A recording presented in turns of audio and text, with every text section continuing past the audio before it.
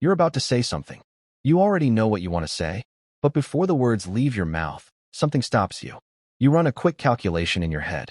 How are they feeling right now? Is this a good moment? Will this start something? And just like that, you swallow it. You say something smaller, something safer, something that won't disturb the air. Here's the question. When did love start feeling like something you had to be careful around? When did the person you chose, the person you trust, become someone you have to mentally prepare for? Why is it that with strangers, with coworkers, even with people you barely know, you can speak freely, but with this one person, every word gets filtered first? And maybe the most uncomfortable question of all, if you have to walk on eggshells around someone you love, what does that say about the relationship? What does it say about you? Stay with me, because by the end of this video, you're going to recognize something you've been feeling for a long time, but maybe never had the words for. There's a particular kind of exhaustion that doesn't come from working too hard or sleeping too little. It's the exhaustion of constant emotional monitoring, of always being slightly on guard, of loving someone and being tense at the same time. And what makes it so hard to identify is that it doesn't look like a problem from the outside. The relationship might seem fine. There might not even be big fights. But underneath, there's this low hum of anxiety that never fully goes away. Psychologists call this hypervigilance within a relationship. It's what happens when your nervous system has learned, over time, that the emotional environment around a specific person is unpredictable. So it starts scanning, constantly, looking for signals, reading moods, anticipating reactions. It's exhausting. And most people who experience it don't even realize it's happening, because it becomes so automatic it feels like just the way things are. But it's not the way things have to be. And recognizing the signs is the first step toward understanding what's actually going on. So let's go through them. 10 signs that you're walking on eggshells around someone you love. The first sign is that you edit yourself before you even speak. Not occasionally, not when the topic is sensitive, but as a default. You think of something you want to share, and almost immediately, your brain starts revising it, softening it, shrinking it. You remove the parts that might bother them. You reframe the parts that might sound wrong. By the time you actually say anything, it's already a smaller, safer version of what you actually meant. And this happens so fast, so automatically, that you barely notice you're doing it. It just feels being thoughtful, right? But there's a difference between being considerate and systematically erasing yourself before the conversation even begins. The second sign is that you constantly monitor their mood before deciding how to act. You walk into the room, and before you say a word, you're already reading the atmosphere. You look at how they're sitting. You listen to the tone of the sounds they make. You notice whether they responded to your last message quickly or slowly. And based on all of that, you decide what version of yourself to bring into the room. Whether this is a day you can be playful or whether you need to stay quiet. Whether you can bring up that thing you've been meaning to talk about or whether today is not the day. You've become so attuned to their emotional state that tracking it has become your full-time job. The third sign is that you feel anxious before ordinary conversations. Not difficult conversations. Not big confrontations. Just regular ones. You need to mention something about plans, or bring up a small issue, or share something that happened to you. And there's this subtle tension that rises in your chest before you do it. You might rehearse what you're going to say. You might wait for the right moment that never quite feels right. You might avoid it altogether until it becomes impossible to avoid. That low-level dread before normal interaction is one of the most telling signs that something underneath the relationship is not okay. The fourth sign is that you take responsibility for their emotions, even when you had nothing to do with them. They come home in a bad mood. They're short with you, distant, irritable, and your first instinct isn't to give them space or ask what happened. It's to wonder what you did. You trace back through the last 24 hours trying to identify the thing that caused this. Was it something you said this morning? The way you said it? Something you forgot?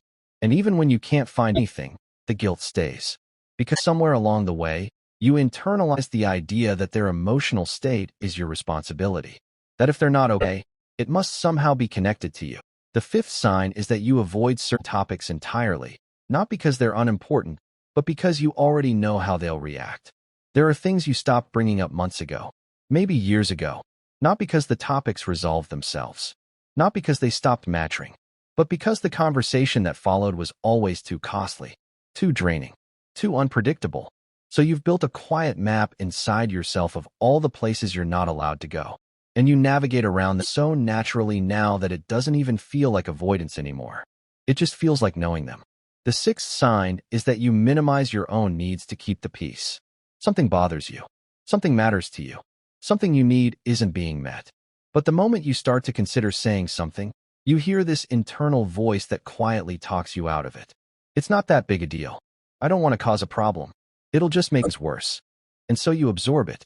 You adjust. You need less. You reduce yourself to fit into whatever emotional space is available to you. And you call it compromise. You call it being low maintenance. But really, what you're doing is deciding, again and again, that your needs are less important than avoiding their reaction. The seventh sign is that you feel relieved when they're in a good mood, not happy, relieved. There's a difference. Happiness in a relationship looks like joy, connection, ease. Relief looks like the temporary lifting of something that was pressing on you. When they're cheerful, when they're relaxed, when the energy around them is light, you notice yourself exhaling, unfurling a little, not because something wonderful happened, but because the threat level went down. And if you sit with that feeling honestly, you'll recognize that relief is actually the absence of anxiety, which means the anxiety was always there, just waiting underneath. The eighth sign is that apologies come automatically, even when you haven't done anything wrong. Someone cuts you off in traffic and you apologize. You ask a reasonable question and you start it with sorry. You take up space, physical or emotional. You immediately feel the need to excuse yourself for it.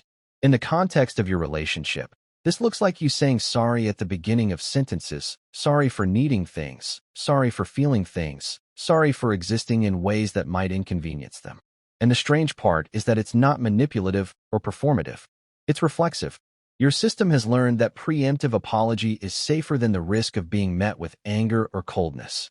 The ninth sign is that you feel lonelier inside the relationship than you do on your own. This is one of the most painful paradoxes in human experience. You are not alone. The person is right there. And yet there is a distance between you that no amount of physical closeness seems to close. You can't fully relax. You can't fully be seen.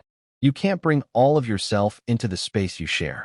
And so there is a version of you that only exists when you're alone, more honest, more free, more real, that has learned to stay hidden when they're around. That loneliness, the loneliness of being unseen by the person who is closest to you, is a particular kind of ache that's very difficult to put into words. The 10th sign is that you've started to lose track of who you actually are outside of managing this relationship. You used to have opinions, strong ones. You used to express things clearly, take up space, ask for what you needed. But slowly, over time, so gradually you didn't notice it happening, you softened those edges. You became more careful, more palatable, more agreeable. And now, when you try to access what you really think or feel or want, there's a strange blankness there. Because the version of yourself that knows those things has been quietly put away for so long. It's almost forgotten how to come forward. Now, if you recognized yourself in more than a few of those, I want you to hear this clearly. This is not a personality flaw. This is not you being too sensitive or too weak or too demanding. This is what happens to people when they've spent a long time in an emotionally unpredictable environment.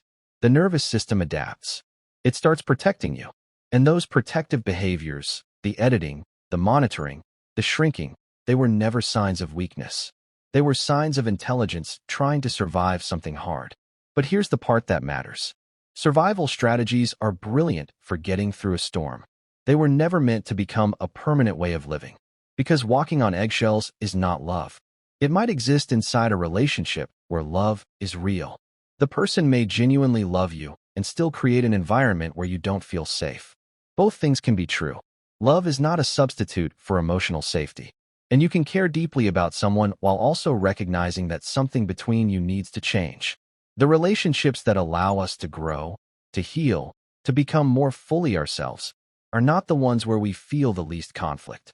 They're the ones where we feel the most free to be honest, where we don't have to run calculations before we speak, where we can bring the unsoftened version of ourselves into the room and trust that will be received. That doesn't mean there are no hard conversations. It doesn't mean there's no friction or adjustment or misunderstanding. It means the foundation underneath is safe enough to hold the weight of honesty. So if you finished this video and recognized your own life in these signs, The most important thing isn't to make a dramatic decision right now. The most important thing is to stop pretending you don't feel what you feel. Name it, even just to yourself. That tension before conversations is real. That loneliness inside the relationship is real. That quiet version of you that only comes out when you're alone is the real you, and it deserves space. You don't have to walk on eggshells forever, but the first step out of that pattern is always the same. You have to notice you're doing it. And now you do.